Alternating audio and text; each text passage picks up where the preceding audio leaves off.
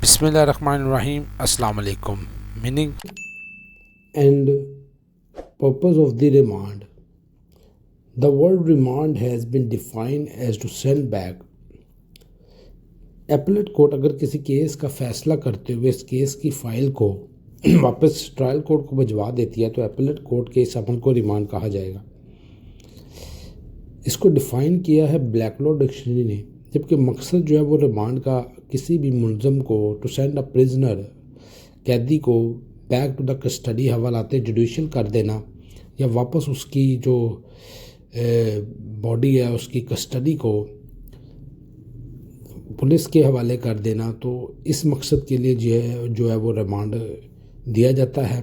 इसको डिफ़ाइन किया है एनसाइक्लोपीडिया ने, लॉ डिक्शनरी ने। अब चलते हैं रेलिवेंट लॉज जो डील करते हैं रिमांड को, जो इसकी स्पेसिफिकली प्रोविजन ऑफ लॉ है उसको डील करता है।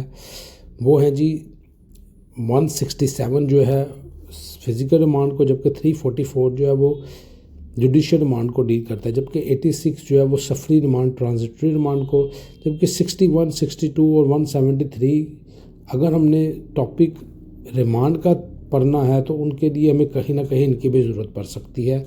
तो इसीलिए ये जो रेलिवेंट प्रोविजंस हैं, सेक्शन 167 CRPC हमें बताता है कि अगर जो इन्वेस्टिगेशन जो है वो 24 आवर्स के अंदर मुकम्मल नहीं होती, जो कि सेक्शन 61 CRPC के तहत जो भी SHO कंसर्न्ड है या जो भी इन्वेस्टिगेटिंग ऑफिसर तफ्तीश कर रहा है तो वो बाउंड डाउन है सेक्शन 61 CRPC के तहत कि वो उस मुलज़म को जो उसकी कस्टडी में है उसको 24 आवर के अंदर अंदर इलाका मजिस्ट्रेट के पास पेश करे।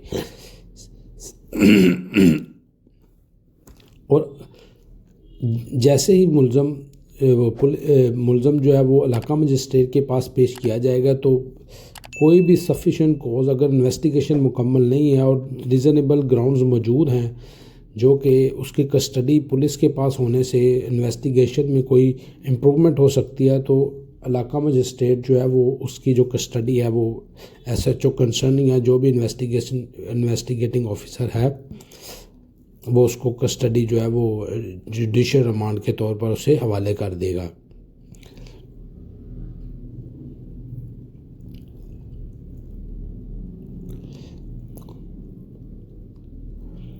अब चलते हैं मजिस्ट्रेट जिसके पास 167 ज़ाब्ता फौजदारी के तहत मुलज़िम को लाया जाएगा, चाहे उसके पास इख्तियार समाअत है या नहीं, उससे मुनासिब लगे तो मुलज़िम को हवाले जुडिशल कर दे, जो कि 15 दिन से ज़्यादा किसी सूरत ना होगी।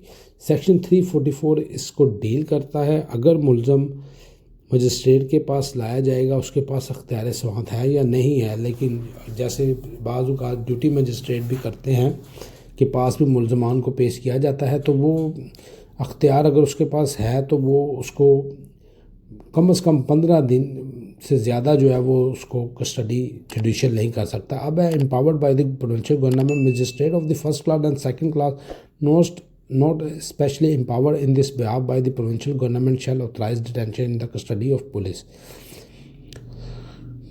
जो मजिस्ट्रेट ऑफ फर्स्ट क्लास है उनके पास ही जो है वो रिमांड के लिए जो है वो इनको स्पेशली एम्पावर्ड किया गया है प्रोविंशियल गवर्नमेंट की तरफ से, जो कि वो रिमांड जो है वो सुन सकते हैं। इससे मजिस्ट्रेट जो सेकंड क्लास और थर्ड क्लास है वो इस बाबत रिमांड की जो प्रोसीडिंग है उनको नहीं देख सकते। Reason to be recorded, magistrate जो है वो जब भी चाहे वो फिज़िकल रिमांड हो 167 के तहत या 344 के तहत जुडिशियल रिमांड हो, तो जब भी रिमांड देगा तो वो उसकी रीज़न जो है वो लाजमी रिकॉर्ड करेगा कि किस बुनियाद के ऊपर, किस ग्राउंड के ऊपर वो मुलज़म को हवाले पुलिस कर रहा है या जुडिशियल कर रहा है।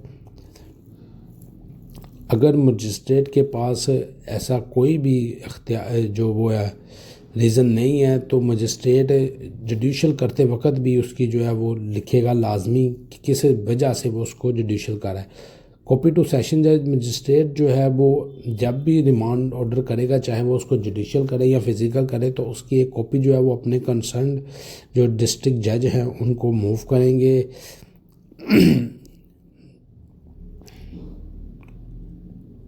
The magistrate giving such order shall forward a copy of his order with his reason for making it to session जज। तो मजिस्ट्रेट जो है वो कॉपी एक सेशन जज को भी। अब चलते हैं जी काइंड्स की तरफ। रिमांड्स की काइंड्स क्या हैं? रिमांड जो है वो हमारे पास उसकी 3 जो है वो अक़साम मौजूद हैं। पहला है जी फ़िज़िकल रिमांड, जैसा कि हमने पहले ही पढ़ा 167 CRPC इसको डील करता है, जिसके तहत उसकी कस्टडी जो है वो पुलिस को दी जाती है। अब दूसरा है जी जुडिशियल रिमांड, जिसको सेक्शन 344 CRPC डील करता है, जिसके तहत अगर इन्वेस्टिगेशन मुकम्मल हो गई है तो वो इलाका मजिस्ट्रेट के पास जैसे ही उसको पेश किया जाएगा तो वो उसको हवाला जुडिशल कर देगा। चौथा है ट्रांजिटरी रिमांड। ट्रांजिट रिमांड या फिर सफरी रिमांड, अगर कोई भी मुलज़म जो एक थाने से उसको दूसरे थाने की हदूद में लेकर जाना हो किसी दीगर ज़िले में, तो वो जो है वो कंसर्न जो है वो अपना SI जो है या SHO वो मुतलका मजिस्ट्रेट से उसका सफरी रिमांड लेगा, फिर उसको जो है जी वो दूसरे मुकदमे में मुतलका मजिस्ट्रेट के पास पेश करेगा। तो दोस्तों ये थी हमारे पास काइंड्स ऑफ रिमांड। अब चौथी जो हमारे पास एक रिमांड की और किस्म है जिसे हम सक्सेसिव रिमांड भी कहते हैं। सक्सेसिव रिमांड या सब्सिक्वेंट रिमांड,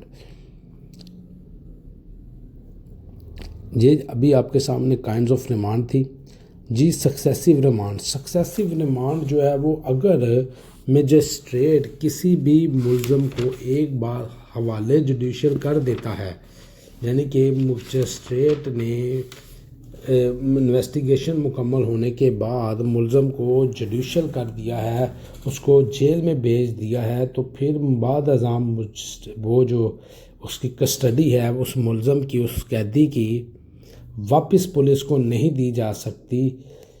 लेकिन अगर किसी दूसरे केस में, किसी दूसरी FIR में, वो लाहौर हाई कोर्ट लाहौर के सिंगल बेंच जनाब मिस्टर जस्टिस तारिक सलीम शेख साहब ने अपने एक फ़ैसले 2021 PCRLJ 293 जिसमें गाइडलाइन फ्राहम की है मजिस्ट्रेट साहबान को जिस्मानी रिमांड और जुडिशल रिमांड के हवाले से, बहुत ही डिटेल जजमेंट जो है वो 18 जो है वो गाइडलाइंस जो है वो दी गई हैं मजिस्ट्रेट साहबान को। इस केस लॉ को पहले भी ये जो गाइडलाइंस हैं लाहौर हाई कोर्ट की जानिब से गुलाम सरवर्स केस जो 1984 PCRLJ 2588 में आया था, पहले भी दी जा चुकी हैं।